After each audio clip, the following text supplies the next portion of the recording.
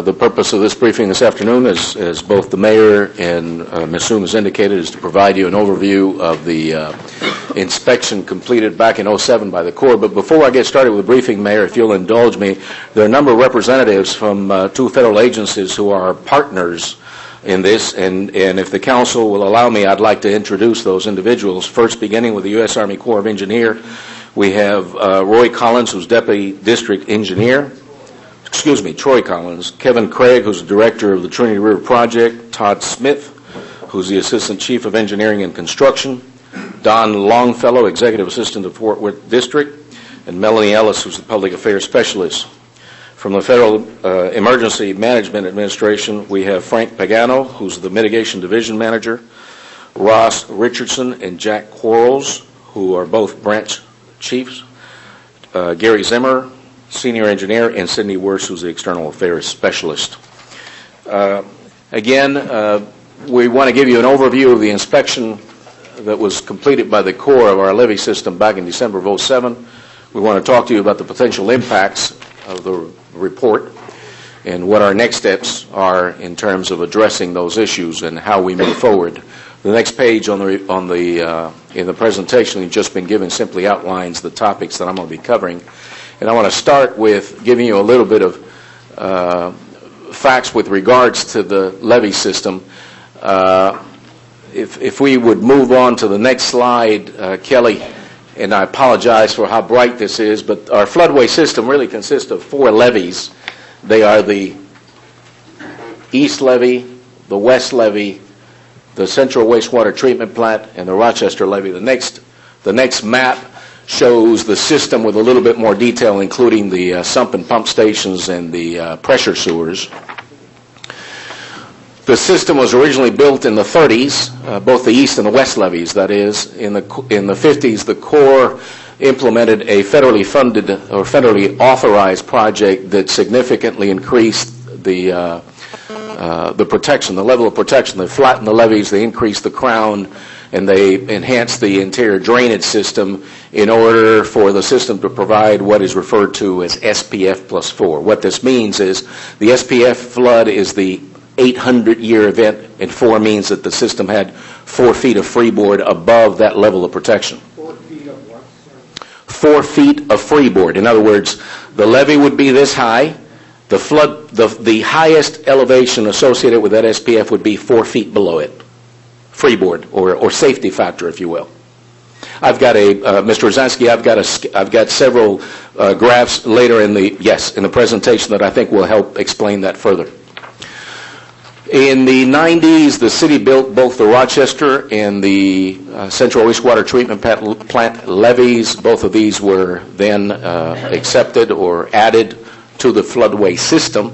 It's important to note that in 2007, the Water Resource Development Act, which we refer to as WRDA, authorized the Corps to participate with us on raising the existing levees, on improving the slope stability, and providing additional environmental enhancements.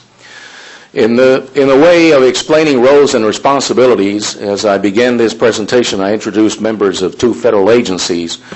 First, the city is responsible for maintaining and operating the levee system. However, the Corps provides oversight, and this is because, of course, they were federally approved or federally funded projects. Ours is but one of many levee systems, some 2,000 levee systems throughout the country, comprising about 14,000 miles that the Corps has jurisdiction over. Both the city and the Corps are currently cooperating in the study and design as well as the construction of the Dallas Floodway extension, as you know, and again of the WRDA project that I mentioned just earlier. FEMA, or the Federal Emergency Management Administration, administers the National Flood Insurance Program. This is a very important program because it affords our citizens the ability to get flood insurance for their properties. Without participation in this National Flood Insurance Program, our residents either would not be able to get it all or it would be extremely expensive to get flood insurance. FEMA maps the floodplains in our area, in our city. They are responsible for accrediting levees, and I will get into a little bit more detail about this later in the presentation. They establish, by mapping the floodplain, they establish minimum floor elevations, and they expect the city to regulate development within or adjacent to floodplains. It's important to note that our regulations actually exceed the federal requirements. A little bit of history with regards to our levees as it relates to inspections. The U.S. Army Corps of Engineers inspects our levees on an annual basis, and you see here on page 10 the results of the annual inspections. We have always rated, or at least in the last decade, we've always rated either very good or excellent. The Corps also inspects on a more rigorous basis every 5 years. They call those periodic inspections, and you can see there the results of the 97 and the 02. Remember that the purpose of this briefing today is to speak of the most recent periodic inspection conducted in December of 07.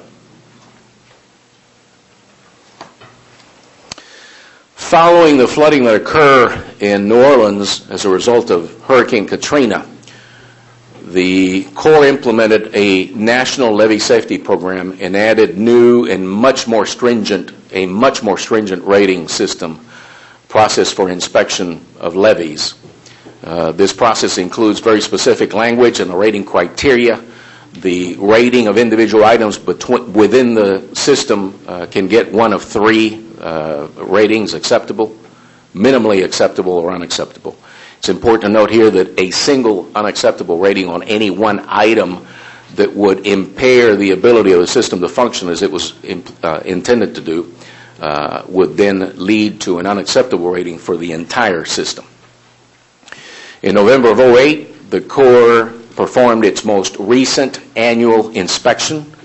It did not use, at that time, this new rating system or new rating template, as we call it. The new template was not utilized either in the 07 periodic inspection number 9, which is the subject of this briefing. However, the data that was gathered during that inspection of 07 was then transferred onto this new template, and the city was first apprised of the results of this inspection in February.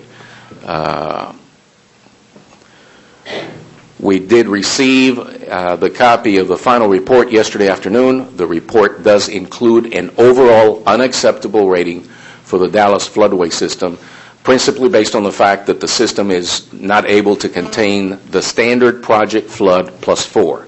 So we'll refer to this as SPF plus 4, the 800-year flood event plus 4 feet of freeboard. It's important to note that this deficiency is precisely the genesis for our Trinity River Flood Control Project. We've known for quite some time that our levees were not up to snuff, if you will, as it relates to elevation in order to contain this SPF flood, and that's been principally for two reasons. One is that development has occurred in the basin in that the hydrology of the river has changed, and therefore we can expect higher flows than we predicted back when these levees were first built. The other element is that the levees are old. Some portions of the levees have actually settled. That's a natural thing for earthen levees to do, and as a result we've lost, if you will, some protection.